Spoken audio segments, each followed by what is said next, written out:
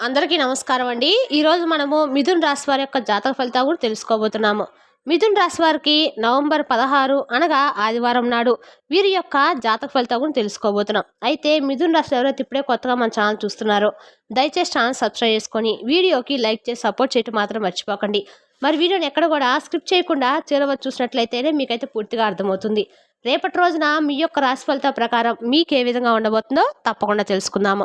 మరి అంతకన్నా ముందుగా ప్రతి ఒక్కరు కూడా ఏదో సమస్య ఉంటుందండి. సమస్యలు ఎవరంటే ఏమంటారు కదా, అంటే ప్రేమ, పెళ్లి, ఉద్యోగం, వ్యాపారము, ప్రేమించి మోసపోవటము, నాగదోషము, సంతానం లేకపోవటము, భార్యాభర్తల మధ్య గొడవలు, ధనం లేకపోవటము, రాజకీయము, కోర్టు సమస్యలు, మీ మీద చెడు ప్రయోగాలు చేయటము, ఇలా ప్రతి ఒక్కరు కూడా ఏదో సమస్య ఉంటూనే ఉంటుంది.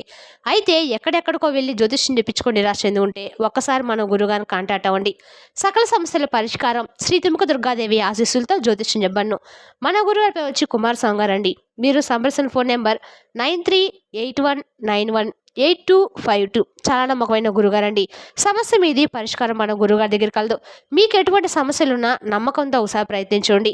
ఈ గురువుగారి ద్వారా చాలా మంది లబ్ధి పొందున్నారు. మేము కూడా మాకున్న సమస్యల్ని ఈ గురువుగారి ద్వారా పరిష్కరించుకున్నామండి. మీరు కూడా నమ్మకంతో ఒకసారి ప్రయత్నించండి. 100% మీకు సమస్యకైతే పరిష్కారం చూపిస్తారండి. ఇక వివరాలకు వస్తే కనుక ఈ రాశి వారి యొక్క ప్రత్యేకత గురించి చెప్పుకోవాలండి. ఈ రాశి వారు అంటేనే ఒక ప్రత్యేకత గల వ్యక్తులు అని చెప్పుకోవాలి. ఈ రాశి జాతకులు చాలా మంచివారు, మంచి మనస్తత్వం గలవారు, అలాగే లోతైన తత్వం కలిగి ఉంటారు. నిండు కుండలాంటి జీవితము వీరి సొంతమండి. అఖండ ఐశ్వర్యము, సిద్ధి, సుఖ సంతోషాలతో ఉండాలని భగవంతుని ఆశీస్సులు వీళ్ళకి ఎప్పుడు ఉండాలని కూడా మేము కోరుకుంటుంటాము. కానీ గత కొంతకాలంగా వీరు పడుతున్న కష్టాలు కాదు, శ్రమలు నరకాన్ని అనుభవిస్తున్నారు. ఎంతో మంచి మనసుకైనా 10 మందికి సహాయం చేయడం తపన ఈ రాశి వారికి ఎక్కువ ఉంటుంది. ఇక మీ మంచితనాన్ని లోకం అర్థం చేసుకోవట్లేదండి. మిమ్మల్ని అపార్థం చేసుకుంటూ ఉంటున్నారు. చేసిన మేలును ఎప్పుడు మర్చిపోయి మీకు అపకారం తలపెట్టిన వారు ఉన్నారు. సొంత వాళ్ళ చేతిలోనే మోసపోయారు, అవమానాలు కూడా పడ్డారు. కానీ రేపటి రోజున మీ జీవితంలో జరిగే మార్పుల గురించి తెలిస్తే నిజంగా ఆశ్చర్యపోతారు. అంటే ఏది కూడా ఊరికే రాదు కదా. అందరూ కష్టపడాలనే మనస్తత్వాన్ని కలిగి ఉంటారు. కొత్త ఆలోచనలు చేయడంలో వీరు ఎల్లప్పుడూ కూడా ముందుంటారు. వీరి ఆలోచన విధానము ఇతరుల కంటే భిన్నంగా ప్రత్యేకంగా ఉంటుంది. వారి సృజనాత్మకత వారిని ఎప్పుడూ ప్రత్యేకంగా నిలబెడుతూ ఉంటుందండి. ఇక ఈ రాశి వారు ఎప్పుడూ ఆదర్శాల కోసం జీవిస్తూ ఉంటారు. వీరి దృష్టి ఎప్పుడు భవిష్యత్తు మీదే ఉంటుంది. రేపటి ప్రపంచంలో ఎలా చేయాలో, రేపటి మీ భవిష్యత్తు ఏమిటో ఇక రేపటి రోజు వీరు ఆలోచిస్తూ ఉంటారన్నమాట. రేపటి రోజు ముందే ఉంటారు. వీరి ఆలోచనలు, వీరి ఆశయాలు చాలా ఉన్నతంగా ఉంటాయి. డబ్బులు, ఆస్తులు కంటే మానవ సంబంధాలకు, ఆదర్శాలకు ఎక్కువ విలువిస్తూ ఉంటారు. పైకి ఎంతో స్నేహంగా సరదా కనిపించిన ఈ రాశివారు తమ నిజమైన భావోద్వేగాలు అంతగా బయటపెట్టరు. వారి మనసులో ఏముందో తెలుసుకోవడం కూడా చాలా కష్టం. ఎంతో లోతైన మనస్తత్వం ఉన్నా కూడా నవ్వుతూ దాచేస్తూ ఉంటారు. ఇక మీ మనసు అనేది ఎప్పుడు కూడా అండి ఒక రకంగా చెప్పాలంటే కనుక వెనలాంటిది. రేపటి రోజున మీకు సంపద అంటే అత్యధికంగా మీకు ధన సంపద కలగబోతుందని చెప్పొచ్చు. రేపటి రోజు మీకు అన్ని రకాల కూడా ధన సంపద వల్ల అన్ని రకాల కూడా మీకు లక్ష్మి అనుగ్రహం అనేది పూర్తిగా లభిస్తుందండి. రేపటి రోజున మీరు చేసే ఏదైనా సరే అన్ని రకాల కూడా మీకు అనుకూలంగా అయితే ఉండబోతుంది. మీరు నమ్మకంతో ఎవరికైనా అప్పు ఇచ్చిన వారు తిరిగి ఇవ్వకపోయినా కూడా మీరు బాధపడరండి. ఎందుకంటే వాళ్ళ కష్టాలు వాళ్ళకున్నాయి అనే ఆలోచనతోటే మీరు ఎక్కువ ఉంటూ ఉంటారు కాబట్టి. ఇక అదేవిధంగా రేపటి రోజున మీరు చాలా వరకు కూడా మిమ్మల్ని పెట్టిన అదే మూసుకుపోయినటువంటి బాధలన్నీ కూడా తెరుచుకొని మీకు రేపటి రోజున అన్ని రకాల కూడా అధిక మొత్తంలో మీ యొక్క సొమ్ము అనేది మరలా మీ చేతికి అందుతుంది. అలాగే ఎటువంటి ఇబ్బంది లేకుండా మీ ధనం మీ చేతికైతే తప్పకుండా వస్తుందండి. కోట్ల ఖజానాను అందించబోయేటువంటి విలువైనటువంటి సంపద మీకు తప్పకుండా అందుకోబోతుందని చెప్పుకోవాలి.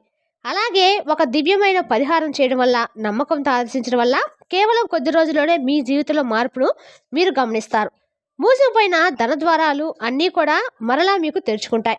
ఈ పరిహారం కోసము మీరు వెళ్ళవలసింది ఎక్కడికి కాదండి, మీ సమీపంలో ఉండే దేవాలయం దగ్గరికి. దేవాలయం ప్రాంగణంలో బయట కానీ తప్పకుండా ఒక రావి చెట్టు ఉంటుందండి కదా. ఆ రావి చెట్టు ఉంటే మీకు కోట్ల ఖజానా లభించబోయే కల్పవృక్షం అని చెప్పుకోవాలండి. ఆ చెట్టు యొక్క ప్రాముఖ్యత తెలుసుకోవాలి ముందుగా మీరు. రావి చెట్టు సామాన్యమైన చెట్టు అయితే కాదండి, దేవతా వృక్షం అంటారు. రావి చెట్టు అంటే సాక్షాత్తు త్రిమూర్తుల యొక్క స్వరూపం రావి చెట్టు. రావి చెట్టు వేలలో బ్రహ్మదేవుడు, కాండలో విష్ణుమూర్తి, కొమ్మల్లో పరమేశ్వరుడు కొలువై ఉంటారని మన శాస్త్రాలు చెప్తూ ఉంటాయి. అందుకే రావి చెట్టుకు ప్రదర్శన చేయకండి. మీ కష్టాలు, అనుకూలతలు, రాబోయే సమస్యలు త్రిమూర్తులకు ప్రదర్శన చేసినప్పుడు పుణ్య ఫలితాల రూపంలో కష్టాలకు చెక్ పెట్టొచ్చనమాట. అంతేకాకుండా రేపటి రోజున రావి చెట్టు పితృదేవతలకు కూడా ఇష్టమైందండి. రావి చెట్టుకు పూజలు చేయటం వల్ల పితృదోషాలు తొలగిపోతాయి.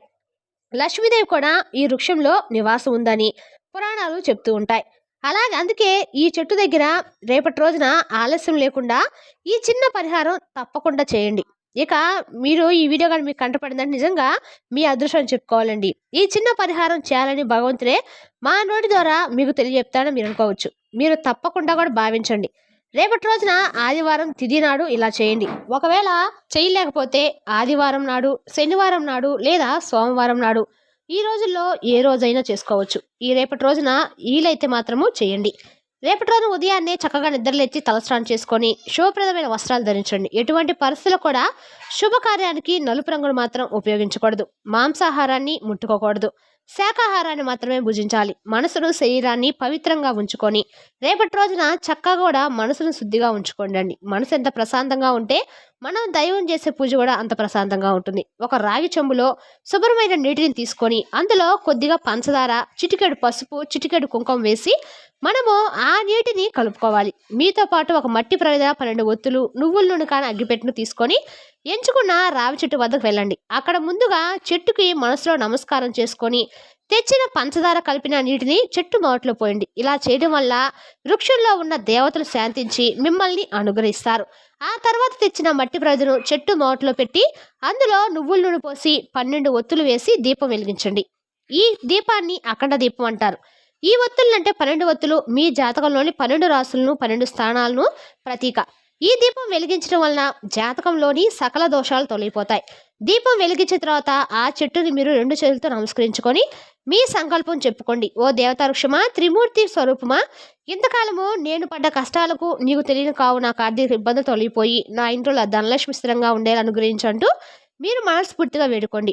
మీరు ఏ కోరిక ఉంటే ఆ కోరికను స్పష్టంగా, నిస్సంకోచంగా ఆ చెట్టు దగ్గర చెప్పుకున్నట్లయితే మీకు చదువుల గురించి కానీ, ఉద్యోగ సంతానం కానీ, మీ మనసులో ఉన్న భారం ఏదైనా కానీ అక్కడి నుండి వెళ్ళిపోతుంది. ఆ చెట్టులో కొలువై ఉన్న దేవతలు మీరు తప్పకుండా ఆలకిస్తారు. రేపటి రోజున ఆలస్యం చేయకుండా ఇలా చేయండి. అలాగే 11 ప్రదర్శనలు కూడా చేసుకోవాలి. ఇలా ప్రదర్శన చేసుకునేటప్పుడు మనసులో ఓం నమో భగవతే వాసుదేవాయ నమః అనే మంత్రాన్ని మాత్రము జపించుకొని, విష్ణుమూర్తికి ఎంతో ఇష్టమైన మంత్రం కాబట్టి ఇలా చేయడం వల్ల విష్ణుమూర్తి యొక్క అనుగ్రహంతో పాటుగా లక్ష్మీదేవి కటాక్షం కూడా మీకు లభిస్తుంది. ఈ పరిహారం చేయడం వల్ల మీ జీవితంలో ఎలాంటి మార్పులు వస్తాయో మీరు మార్పులు వచ్చాక మాకు చెప్పడం మాత్రం మర్చిపోకండి. ముందుగా మీకు మానసిక ప్రశాంతత అయితే చక్కగా వస్తుందండి. అనారోగ్య సమస్యలను దూరమైపోతాయి. ఇంకా ఇంట్లో కుటుంబ వాతావరణం ఆనందంగా నెలకొంటుంది. ఆర్థికంగా చిన్న చిన్న మార్పులు మొదలవుతాయి. రావాల్సిన డబ్బు చేతికి అందుతుంది. ముఖ్యంగా రేపటి రోజున ఒక విషయం గురించి చెప్పుకోవాలండి. రేపటి రోజున అనుకునే చోట నుండి మీకు ధన సహాయం కూడా వస్తుంది. ఉద్యోగాల్లో, వ్యాపారంలో ఆటంకాలు తొలగిపోయి పనులు సజావుగా సాగుతాయి. మానసిక ప్రశాంతత లభిస్తుంది.